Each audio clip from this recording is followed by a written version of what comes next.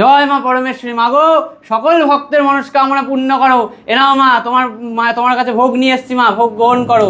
জয় মা পরমেশ্বরী, সকল ভক্তের মনস্কামনা পূর্ণ করো। এভাবেই তুমি প্রমাণ করে দাও তুমি জীবন্ত, তুমি প্রাণবন্ত, তুমি প্রমাণ করে দাও মা, সকলের ভক্তের মনস্কামনা পূর্ণ করো।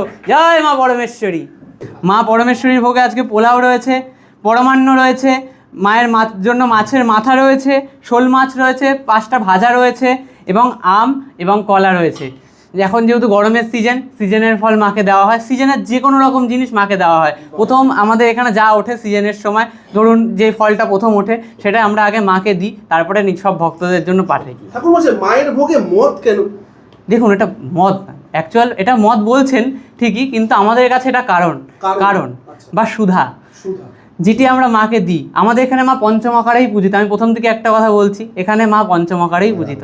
এটা মায়ের আদেশ। মায়ের তন্ত্র তো পূজা হয় আমাদের এখানে, বৈদিক তন্ত্র মতে পুজো হয় আমাদের এখানে, বৈদিক পূজা হয় না। তাই মাকে মদ্য মাংস মৎস্য এইগুলো দিয়ে মায়ের পুজো হয়।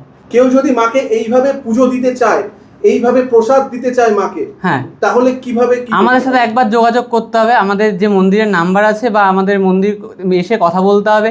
কেউ যদি মাকে ভোগ প্রসাদ দিতে চায়, সে তার সামর্থ্য অনুযায়ী দিতে পারে, যে তাকে অনেক দিতে হবে এমন কোনো ব্যাপার নেই। তার যেরকম সামর্থ্য, তার যদি 100 টাকাও সামর্থ্য থাকে, সেই অনুযায়ী মাকে ভোগ দিতে পারবে। আমাদের মন্দিরে কোনো রকম ডিমান্ড নেই। আপনি যেরকম পারবেন এসে মায়ের ভোগ আপনারা দিতে চাইলে দিতে পারেন।